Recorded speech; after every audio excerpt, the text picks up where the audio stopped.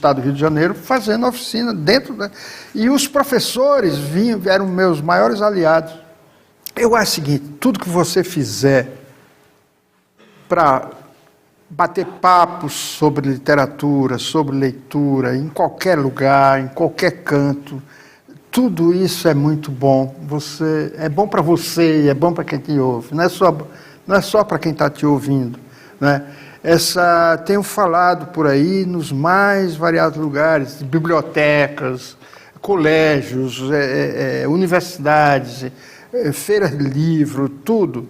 E eu acho que hoje há um grande espetáculo em torno da literatura, e esse espetáculo é maravilhoso, né? Quer dizer, há escritores aí, até já de alguma maneira vivendo de literatura, não necessariamente vivendo do que escreve, mas desses direitos conexos que são essas viagens, que são essas oficinas, que são os cursos e etc. Então, essas experiências vão fazendo com que a gente quebre umas certas ideias preconcebidas sobre o que é a recepção do leitor, a recepção das pessoas, o que se pode dar num lugar e não pode dar em outro. De repente, pode dar tudo em todo lugar, dependendo de como você faz isso. O que as pessoas buscam hoje de um escritor? O que se espera da literatura hoje? Qual o espaço? Eu acho que é difícil você dizer... determinar é isto que elas estão esperando, definido. O que é, né? Porque há buscas de leituras as mais variadas. Uma muito óbvia para mim é essa questão da receita. A receita de viver, a receita de felicidade, isso é uma coisa. Agora, a outra coisa são as pessoas que estão em busca de um conhecimento mais amplo. A gente diz assim, nesse nosso tempo, a literatura já não cumpre um papel, que é o papel do autoconhecimento, que é o papel do questionamento mais geral, que é a autoajuda está quebrando com isso tudo, porque traz um receituário, né? É aquele negócio, né? Você chega numa livraria, tem lá um livro, Como Ser Feliz em um Mês, aí o camarada compra aquilo, a boa dona de casa compra aquilo, leva para casa, não fica feliz em um mês, mas fica viciado em ler esse tipo de coisa. Aí, daí a pouco, como ser feliz em menos tempo?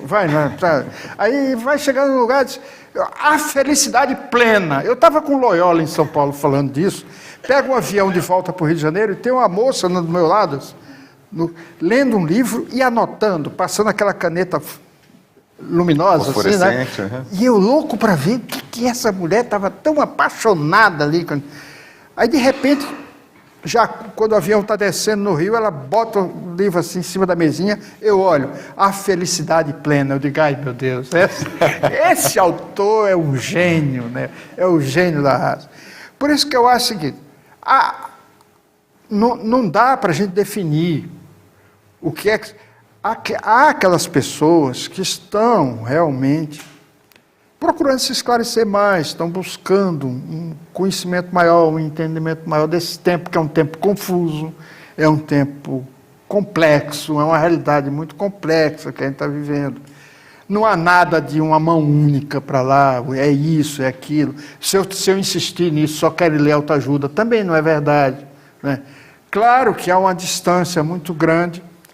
Hoje, acho que a filosofia, a psicanálise, a literatura, que sempre marcharam juntos, hoje já encontram umas certas dificuldades aí na sua recepção, até os próprios psicanalistas e os filósofos estão partindo muito para escrever livros de autoajuda, mal disfarçados, né? Quer dizer, uma coisa, às vezes, nem são mal disfarçados.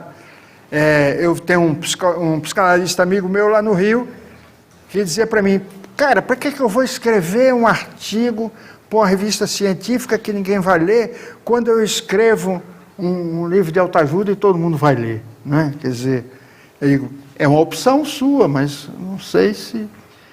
Mas eu invejo esses caras, porque eles têm uma cara de pau fantástica. Eles têm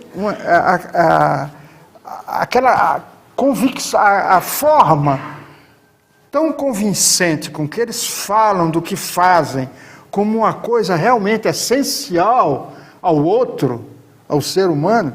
Isso é invejável, eu acho, essa coisa assim. Mas eu chego à conclusão que a autoajuda ajuda mesmo é o editor. A conta bancária de quem escreve e de quem publica. Isso aí ajuda maravilhosamente, né?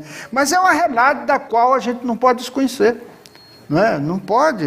Outro dia entrei numa livraria, comecei a ver a bancada da frente toda de autoajuda, eu chamei uma menina e comecei a perguntar para ela, ela defendia um por um aqueles títulos e me convencia de que cada um deles havia mudado a vida dela. Né? Quer dizer, ali, então quem sou eu para discutir? Quantas mudanças? Né? Não vou discutir uma coisa dessa, eu acho que nenhum de nós vai discutir. Mas Luiz, dentro dessa linha aí de pensamento que você pegou, eu acredito que o Brasil tem mudado muito e em algumas coisas para muito melhor. Isso é uma percepção minha, né? Quer dizer, eu vejo o interior, por exemplo. Eu vou lá no interior da Bahia, naquele interior onde eu nasci, me criei, hoje tem escola, tem ginásio, tem ônibus da zona rural trazendo os alunos, tem a biblioteca, tem biblioteca pública, não tinha livro nenhum, agora tem uma biblioteca pública. Creio que uma parte considerável da sociedade está finalmente compreendendo os prejuízos que nós temos com esse déficit de leitura tão imenso do país. Nós, ao longo da nossa história, nos descuidamos muito da questão da educação. Né? Para escrever o Meu Querido Canibal, por exemplo, andei estudando muito a história do Brasil e vi uma carta de um vice-rei do Rio de Janeiro, o Luiz de Vasconcelos, escrevendo para o rei, e o depoimento dramático dele sobre a gente que ele havia encontrado no Rio, que era a capital do país já. Né?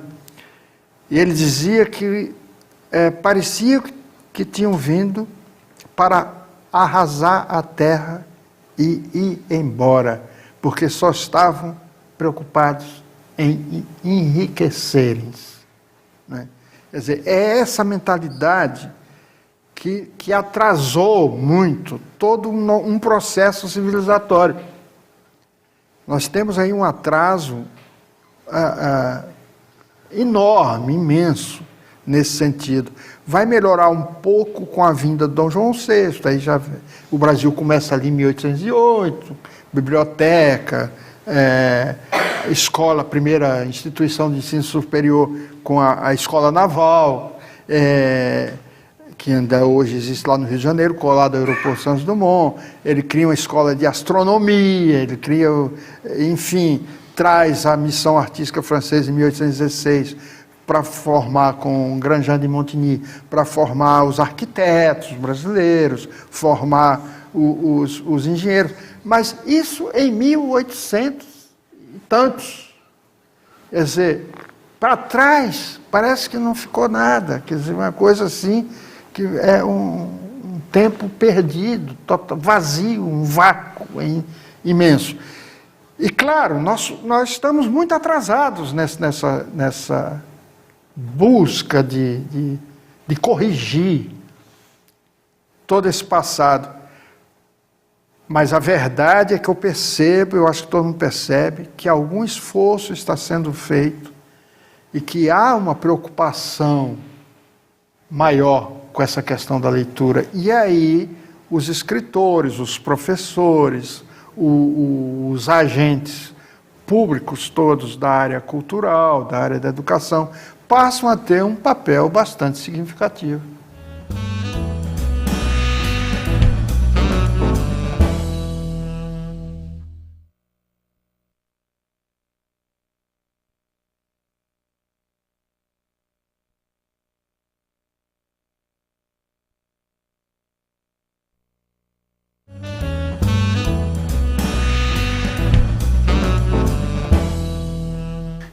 pergunta é a questão da Academia Brasileira de Letras, né, que concorreu, né, nesse ano e quem acabou assumindo a vaga foi um jornalista, Merval Pereira.